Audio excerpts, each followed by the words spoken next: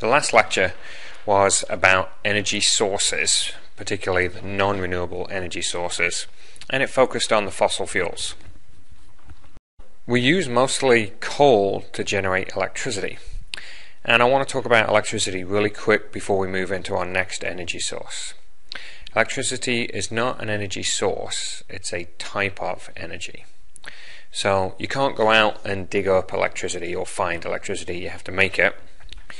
You can go up and dig up coal, you can go out and find oil and then dig that up. So they are energy sources. Electricity is just a type of energy. And in the United States, electricity is by far one of the most important energy forms there is. So we make most of our electricity here from coal, but no matter how we actually generate electricity, it's basically done the same way. In a power plant, the energy source, the fuel, is burnt, and that boils water, and that water is turned into steam, and the steam drives a turbine. Turbine you can think of as being like a big windmill. It spins the turbine round, and that spinning turbine spins a generator. Now this is just like the alternator inside your car.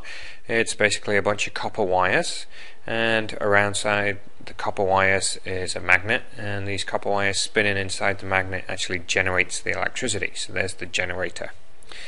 So our fuel source boils water that makes steam, and that steam spins a turbine that spins the generator actually makes the electricity. So in a coal-fired power plant, coal boils the water. In a nuclear power plant, nuclear energy boils the water. In an oil power plant, oil is used to burn to boil the water. So all power plants run basically the same. The only thing that difference is the fuel source that is actually used to boil the water in our first step. So when we have power plants, they have these large cooling towers, and this is just preventing the power plant from overheating, cooling down the steam that has just driven the turbine. So the gas coming out of these large cooling towers is not really pollution. All it is evaporating water. Any pollution would come from the much smaller towers. This happens to be a coal burning power plant, so any pollution would come from the chimney stacks from where the coal effluent is being released, when the smoke is being released. So our next topic is going to be nuclear energy, and for most nuclear energy what we're talking about is using nuclear power to boil water so we can generate electricity. So when you understand that nuclear power is only going to boil water, the mystery of how nuclear power actually makes electricity sort of disappears. It's just a boiling water fuel. We're just going to use this fuel to boil water. How we're going to do that is we're going to decompose radioactive isotopes. So remember that our atoms are generated out of neutrons, protons, and electrons. And in certain isotopes there are too many neutrons. The number of neutrons should equal the number of protons. In certain isotopes that's not the case. We have more neutrons than is stable, and those atoms decay down, releasing out energy. So we're going to get rid of neutrons, decay down the atomic nuclei, and get out massive amounts of energy. Now when we do that, when they decompose, we say that they are radioactive. The half-life is just the time it takes for half the radioactive material to spontaneously decompose. Now, we don't want to spontaneously decompose this material. We want to do it deliberately. We want to cause it. We want it to happen fast so that we can harness the energy and get out our boiling water to make steam so that we can generate our turbines and make electricity. The half-life we're interested in will just be in the waste that's produced when you use nuclear power.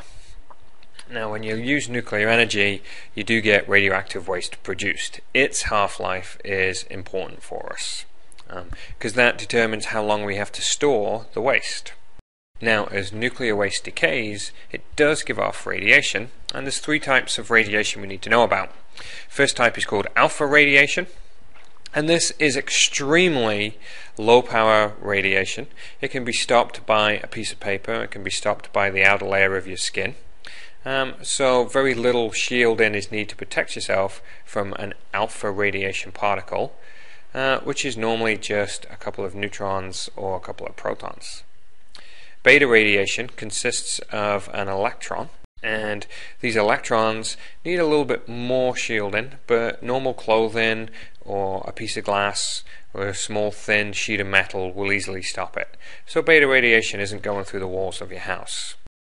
Gamma radiation, on the other hand, is much more energetic, and it needs several centimeters of lead or about a meter of concrete to stop gamma radiation. So gamma radiation is the form of radiation that we need to be worried about when we're trying to store our nuclear waste. So how do you use nuclear power to generate electricity? And the way that we do it is we're going to cause a controlled nuclear fission reaction. Fission means to split, so we're going to split the nuclei of certain atoms, uranium being the most common atom that we're going to use. If we can split a uranium atom, we will actually get out some neutrons that will split other uranium atoms, that will produce neutrons that will split other uranium atoms, that will split neutrons that will split other uranium atoms. So in this case we can get what's called a chain reaction. Now to get a chain reaction, we actually have to get this splitting producing neutrons that splits another atom that produces neutrons, that splits another atom that produces neutrons. There are only certain atoms that will actually work in this way, and uranium-235 is by far the most common. There is plutonium-239 that can be used as well, but of the two, uranium reactors are by far the most common. So here we see a diagram of this chain reaction. On the left hand side we see a red neutron, and that neutron is fired using a neutron gun and hits the uranium-235. Now that neutron causes the fission or the splitting of that nucleus, and that gives off, you can see, 3 other neutrons that go ahead and split 3 other atoms, each of which giving up 3 neutrons. So for this to happen, we have to have neutrons produced by the splitting of the nucleus, and those neutrons that are produced must hit other atoms. Now that's key. That neutrons being produced must hit other atoms tells us that there can't be anything in the space between those uranium nuclei. There can't be anything preventing the neutrons from crashing into other nuclei. So when we produce nuclear fuel, we have to refine it, we have to concentrate it, we have to keep it clean. We have to remove other atoms that normally would get in the way of those neutrons. The reason that uranium in the ground doesn't go off like a nuclear bomb or get used up is because there's so many other atoms in the way that when a neutron does hit one uranium nucleus, the neutrons that are produced don't travel anywhere to hit other uranium nuclei. There's things in the way, there's iron in the way, there's nitrogen in the way, there's carbon in the way, there's hydrogen in the way, there's oxygen in the way, and those things prevent the neutrons from ever making it to the next uranium. So when we produce nuclear fuel, we have to refine that fuel, clean that fuel up to make it a critical mass, a critical concentration of uranium. So that critical mass is produced, so when you get a production of a neutron, it will hit the next uranium atom. So here we have it, the neutron hits the first uranium atom, that then releases more neutrons, that then will smash into other uranium atoms. And notice that every time the molecule splits, we get heat energy being produced. And that heat energy is what we're going to collect to boil our water. So what we're doing this for is to generate heat to boil water.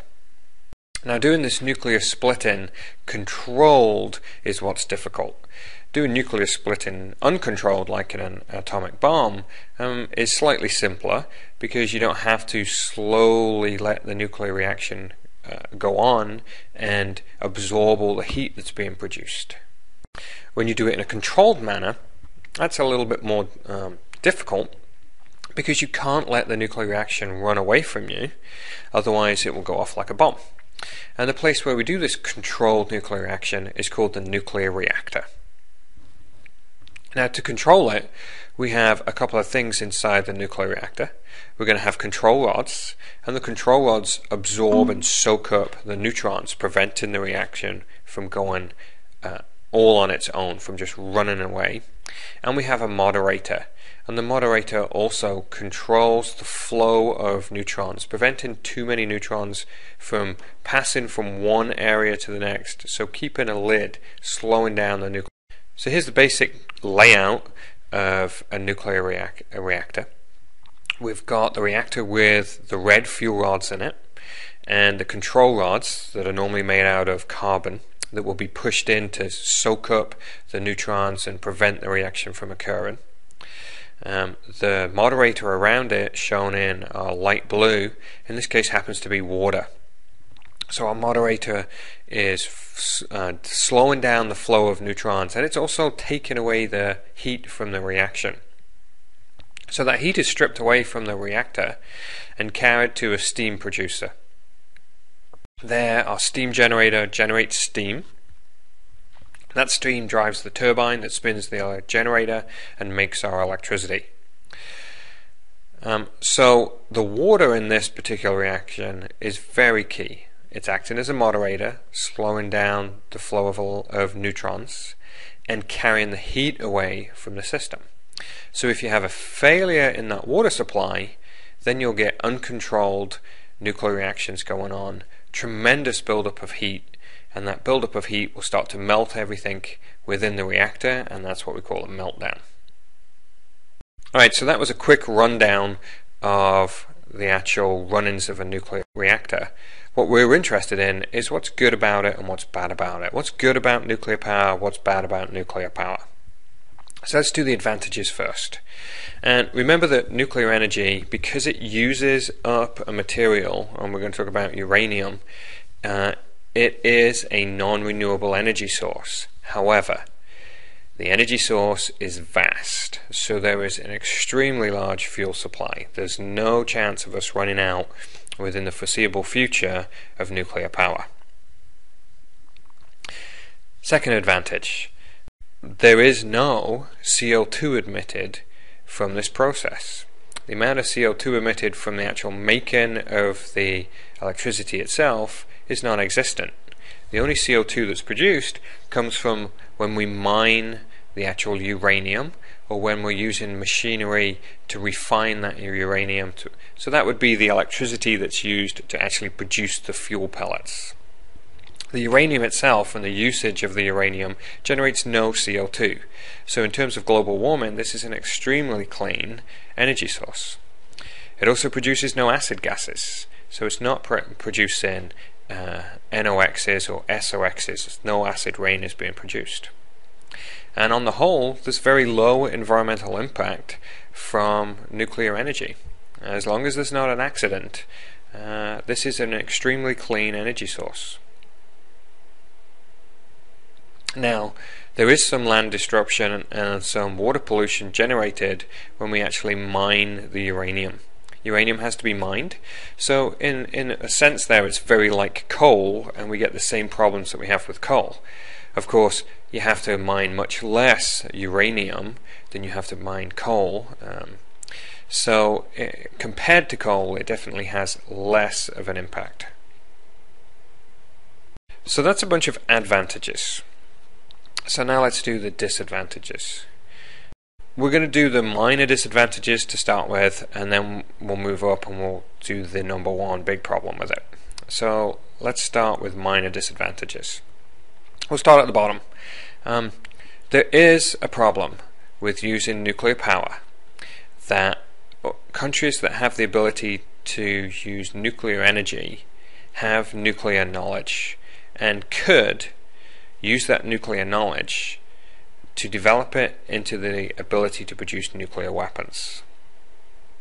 Now, you will see that Iran at the moment is hoping to develop nuclear power, and they say that they have a completely benign use of nuclear energy within their nation, that they're only wanting it for the power needs.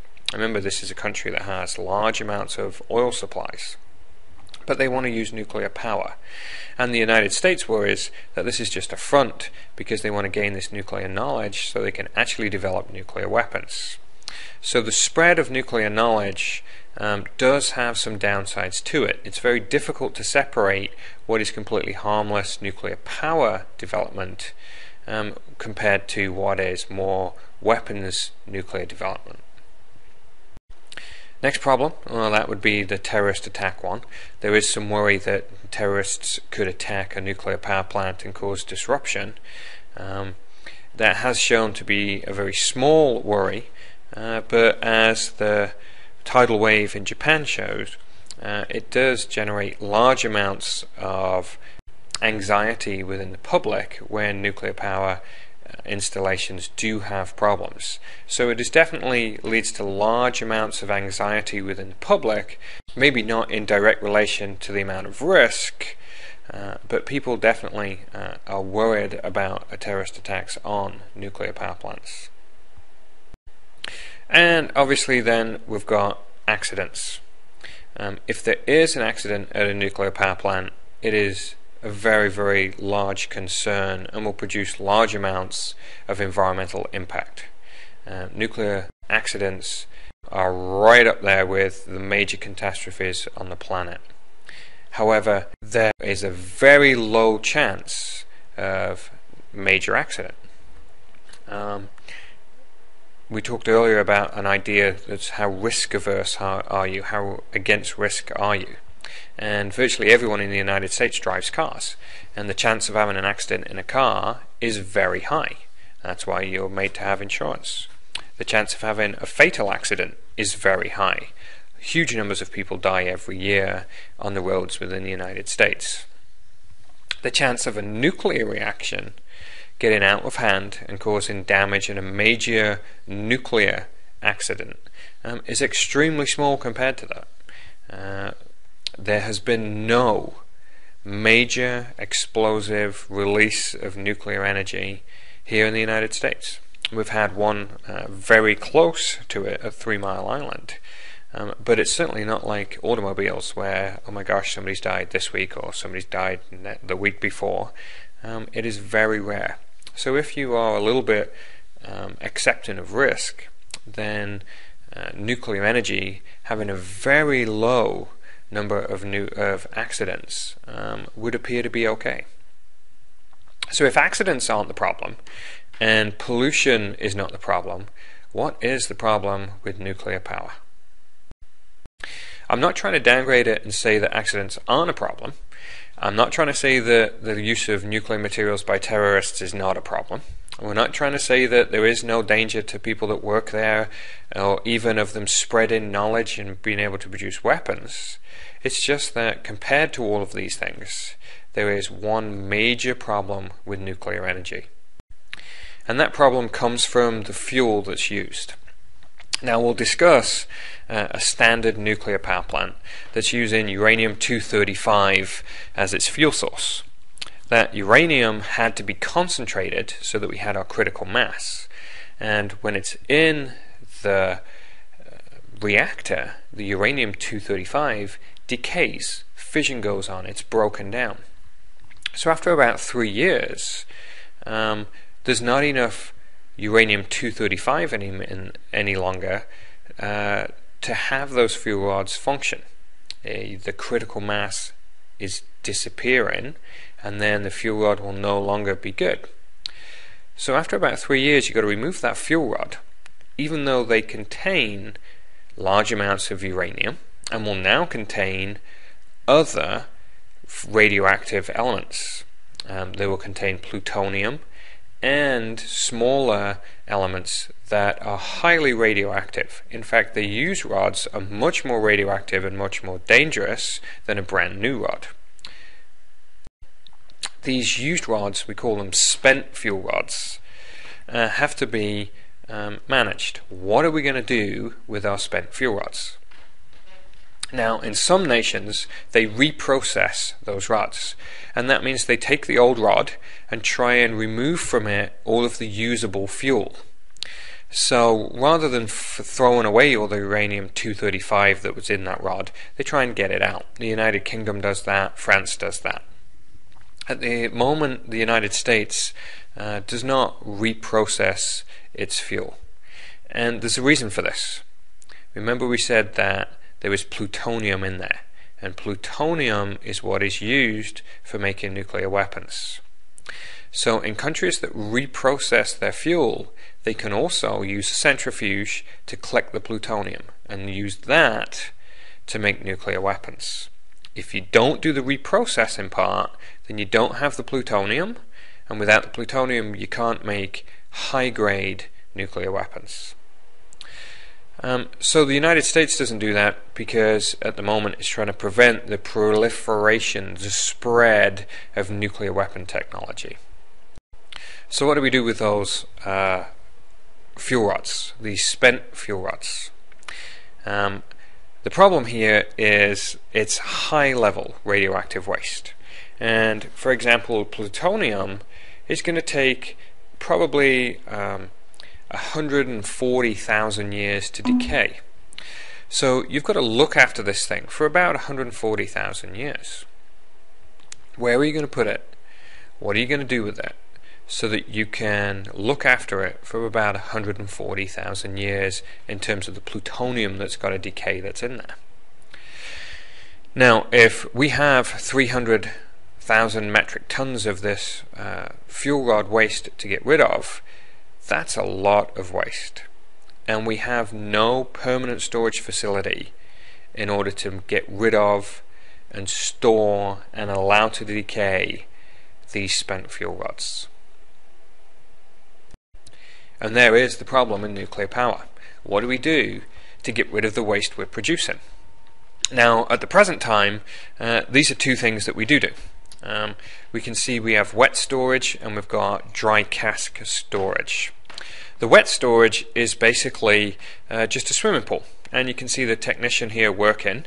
The steel looking tubes with the yellow tops, they are the actual spent fuel rods inside a metal sleeve. So the fuel rods inside this metal sleeve, inside a pool of water. The water, remember, is a moderator. It prevents the movement of neutrons. It will also absorb large amounts of gamma radiation, so it's protecting us from that radiation source. The problem is we have way more fuel than will actually fit in the pools at our nuclear power plants. So each year we're generating new waste, but we're not building more and more wet storage facilities. And you can see that a wet storage facility is not probably the best thing anyway, because what happens if it gets a leak? If the water drains out, then there's nothing sealing in the neutrons, nothing sealing in the radiation. That's one of the problems that occurred out in Japan when they had their tsunami, was that without the pumps working and with the damage from the quake, some of these pools lost their water. So instead of putting it in wet storage, in the United States what you'll often find we do is we leave it in wet storage for some time in order for the quick early decay to take place, and then we put them into dry storage.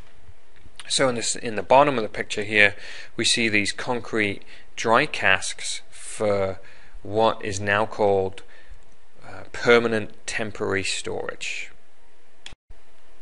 And our dry casks are nothing more than a steel and concrete cylinder.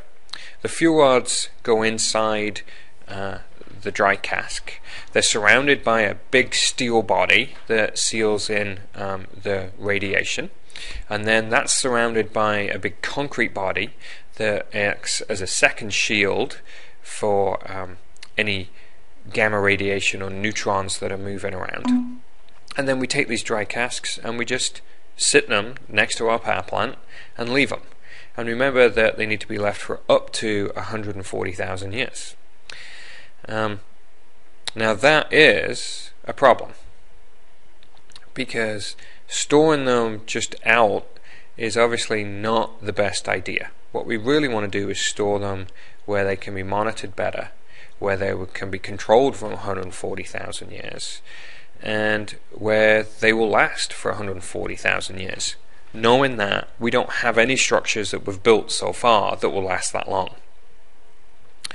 What this boils down to is a money problem, a cost problem. Can you afford to look after the waste for that long?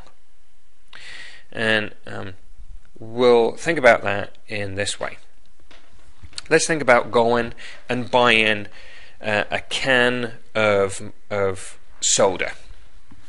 If you went to a soda machine and had to buy a can of soda, just for argument's sake, we're going to say it costs you $1. You're going to go to a machine and buy a can of soda and it costs you $1. The first question is, can you afford to do that?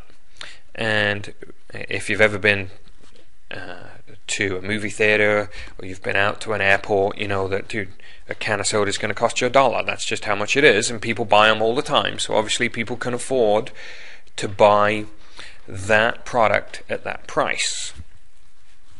Well, now let's change it. Now let's say, okay, you're going to buy your soda, it's going to cost you $1, but when you're finished with it, you can't throw the can away. You can't put it in the recycle bin, you can't put it in the trash can. You have to hand it to somebody to look after the can. And that's going to cost you 1 cent a year. So for every year, you just pay that 1 cent. So you may think that, okay, so I'm going to buy my soda, it's going to cost me $1, and then when I throw it away, I've got to give this guy 1 cent. So my soda is now costing me $1.01. Is that affordable? And of course it is. 1 cent more than $1 is nothing. What happens though if that guy has to look after your can for 140,000 years? When he has to look after your can for 140,000 years, and you have to pay him 1 cent every year, now can you afford your can? Now, I'm pretty sure if we told you that the can was going to cost you $100 or $1,000, you would be like, no way, it's not worth it. And you can see that when we add in looking after the waste, the cost of that waste when added to the price of the soda means that we just can't afford to do that. It's just too expensive when you have to pay for the waste disposal as well. And there's the issue with nuclear power. The price of nuclear power, when converted into electricity cost, does not include the cost of dealing with the waste. The nuclear industry sees the waste removal as the job of the federal government. They understand that this waste is highly dangerous and therefore needs to be managed by the federal government. So the cost of dealing with this waste is passed on to the federal government, and therefore it does not appear in the cost of nuclear power when you buy nuclear energy. If we add in the cost of dealing with the waste, nuclear power becomes extremely expensive, so expensive that it doesn't seem to be economical. Now, we don't have to deal with that at the moment because we have no plan for getting rid of our nuclear waste. There is no plan. We had a plan. At one time, Congress decided that we should collect all of the nation's nuclear waste and keep it in one secure site where it could be looked after until it was no longer a problem. And this place was in Nevada, and it was called Yucca Mountain. And the federal government spent large amounts of money building the Yucca Mountain site until in 2011 the administration decided that Yucca Mountain was not worth the money, and the states were not working together to produce a viable solution to our nuclear energy storage needs, and cancelled the Yucca Mountain project. So Yucca Mountain has just disappeared. It's gone away. So we're back to having nowhere to permanently store our waste and not charging for that waste removal when we actually buy nuclear energy. Now, at the present time, because of the good things about nuclear power, the fact that it's very good for the environment in terms of global warming and acid rain, countries are looking to expand their nuclear energy industry. And nuclear power has a fantastic track record of providing reliable electricity. The downside is, every time we build one, that's more waste, and no country has a plan for how to deal with that waste or get rid of it. So our issues with nuclear power then are, there is some question as to the safety of nuclear power plants. When there is an accident, these have a dramatic effect on the environment, but the chance of that accident occurring is extremely small. And we live with the chance of volcanoes going off, the chance of earthquakes happening, and we definitely have less nuclear reactor problems than we do have earthquake problems on the planet. The downside is, what do we do with all the waste? And without having a plan and without paying for that waste disposal, it's not a level playing field to compare nuclear power with all of our other energy sources. What would be great would be to have nuclear energy without production of the waste. And nuclear fission always produces waste products, fission being splitting of the nucleus. Nuclear fusion would appear to be a way of doing it without producing any waste products. Fusion is where you take two small nuclei and combine them. Unfortunately, there is no working nuclear fusion reactor that produces more energy than it uses. So even though nuclear fusion would be fantastic, there's no actual way to do that commercially at this time.